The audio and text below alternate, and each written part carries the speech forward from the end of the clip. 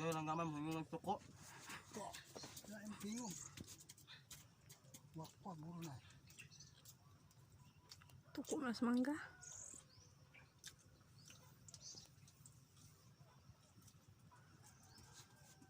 Isa lang, nasuko ang mangga.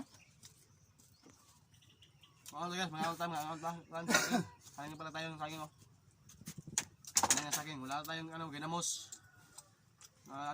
Sa saging natin. Kaya asin na lang ang iyan natin sa saging natin. Ito ang saging, oh. Ito pala guys, saging. Ito pa, oh. Hindi pa nabalatan. Saging, oh. Hindi pa nabalatan yan. Kain tayo guys, kain tayo. Dahil natin dito sa bukid, sa bundok, maraming saging dito na magpaano natin makakain. Oh, harap dito guys. Walang ginamos sa iba, ginamos ito sa akin, oh. Asin lang kasi wala tayong ibang malagay sa malagay sa saging natin.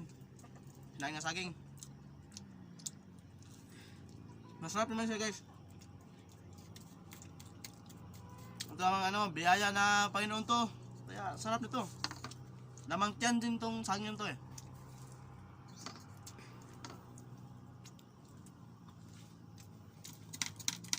Ito pa, hindi pa nabalatan to. Mamaya pa tayo maubos. Ang dami kasi yun. Mamaya ito maubos to guys.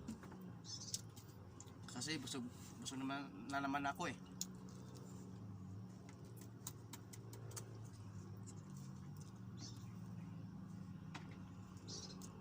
Ito mga guys, sarap ito guys, oh.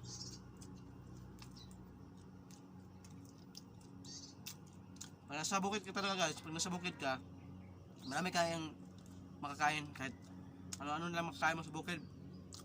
Basta magtyaga ka lang guys.